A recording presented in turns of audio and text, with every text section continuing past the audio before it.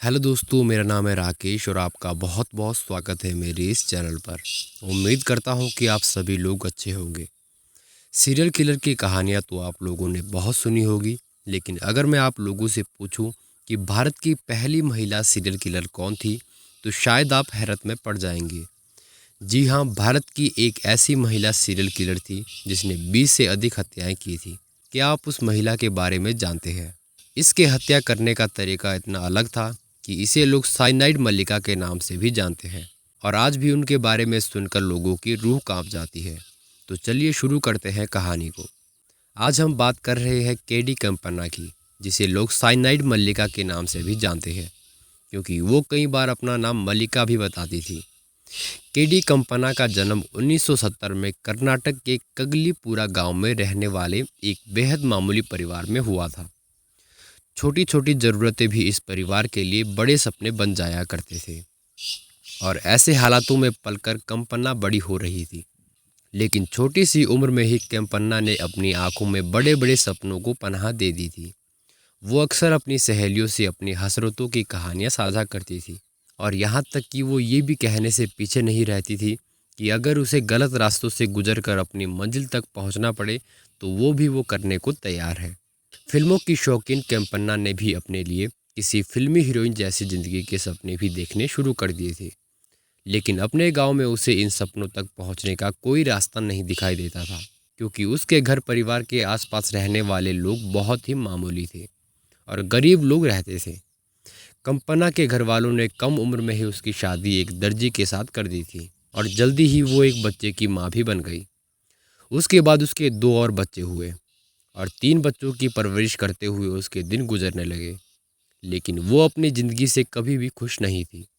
उसने तो ज़िंदगी में कुछ और ही तय कर रखा था, और जल्द से जल्द अमीरों जैसी ज़िंदगी वो जीना चाहती थी। अपनी और परिवार की ज़रूरतों को पूरा करने के लिए उसने अपनी बस्ती से दूर एक शहरी इलाके में एक रईस घर में घरेलू नौकरानी का काम शुरू कर दिया। उस घर में पहुंचकर उसके सपनों को और हवा मिली, क्योंकि जिनके घर में वो नौकरानी के तौर पर काम कर रही थी, वहां उसे पैसों की गंगा बहती हुई दिखाई दी। उस घर के लोगों का रहन सहन और उनकी शान और शौकत ने उसे बेचैन कर लिया था। लिहाजा वो रातों रात अमीर बनने के सपने देखने लगी थी, और इसी चक्कर में उसने उन घरों में कीमती सामानों पर हाथ साफ करना शुरू कर दिया, जहां उसकी गरीबी और तंगहाली पर तरस खाकर लोगों ने उसे काम पर रखा था। अमीर घरों में काम करते हुए उसे जल्द पैसा कमाने की एक तरकीब सूझी। तब उसने अपनी बस्ती में चिट फंड का काम शुरू किया, और लोगों को झांसा देकर छोटी छोटी रकम जमा करवा कर बड़े बड़े सपने बेचने शुरू कर दिए। उसने बहुत ही जल्दी अच्छी खासी रकम इकट्ठा कर ली थी, लेकिन तभी उसकी चिट फंड कंपनी का दिवाला हो गया, और उसे ज़बरदस्त नुकसान हो गया, और उसकी सारी जमा पूंजी खत्म हो गई। तो बात है 1998 की, जब कैम्पन्ना का अपने पति से ज़बरदस्त झगड़ा हुआ, और पति ने उसे घर से बाहर निकाल दिया। उसके हाथ में कोई भी काम नहीं था, और चिट फंड कंपनी बंद हो चुकी थी, और पति ने भी उसे घर से बाहर निकाल दिया था।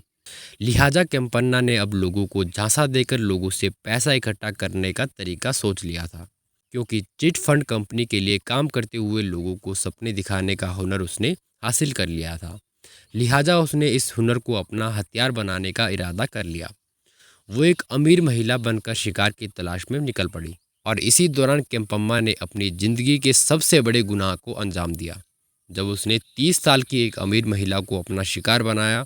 और चिट फंड की स्कीम समझाने के लिए केम्पम्मा ने उस अमीर महिला को बकायदा मंदिर में बुलाया, और फिर उसकी हत्या करके उसके बाद नकदी लेकर वहां से लापता हो गई। हत्या की ये वारदात बेंगलुरु के बाहरी हिस्से में देखने को मिली, और वहां से केम्पम्मा फरार हो चुकी थी। और जिस महिला की लाश मिली उसने पुलिस को चकरा कर रख दिया था, क्योंकि वो हत्या साइनाइड देकर की गई थी। हत्या की इस वारदात के बाद केम्पम्मा ने बड़े ही रहस्यमय तरीके से अगले 7 साल तक नाम और पहचान बदलकर गुमनामी की जिंदगी जीती रही, और वो कहाँ पर रही और कैसे रही ये कोई भी नहीं जानता है। 7 सालों तक खामोश रहने के बाद केम्पम्मा फिर से सक्रिय हुई, और इस बार उसने 2006 में हत्या की वारदात को अंजाम दिया। जब पुलिस को नागवेणी नाम की एक अमीर और बेऔलाद महिला का शव एक गेस्ट हाउस के कमरे में मिला, तो पुलिस की पड़ताल में पता चला कि मारी गई महिला यहाँ किसी संभ्रांत महिला जय अम्मा से मिलने के लिए आई थी। जिसने औलाद के लिए मंदिर में विशेष प्रार्थना करने का झांसा दिया था। और ख़ास बात ये थी कि इस महिला की हत्या भी साइनाइड से देकर की गई थी। पुलिस की तफ्तीश पर अगर यकीन करें तो जयम्मा कोई और नहीं बल्कि कंपम्मा थी और नागवेणी उसका नया शिकार था। लेकिन इस हत्या के बाद कंपम्मा ने एक के बाद एक अगले 7 महीनों तक कत्ल की ताबड़तोड़ वारदात को अंजाम दिया।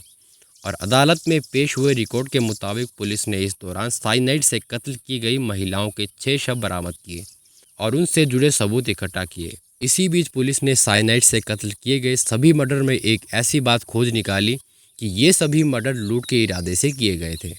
और इसी बीच 2012 में कंपम्मा को पुलिस ने एक जौहरी की दुकान से उस वक्त गिरफ्तार किया जब वो लूट के गहने बेचने के इरादे से वहां पर पहुंची थी।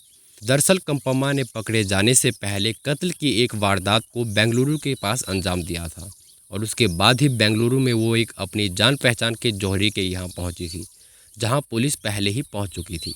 अपनी गिरफ्तारी के बाद शुरू में तो कंपम्मा उर्फ साइनाइड मल्लिका ने पुलिस को जमकर गुमराह किया, लेकिन पुलिस की सख्ती के बाद उसने अपना मुंह खोल दिया तो पुलिस की आंखें फटी की फटी रह गई।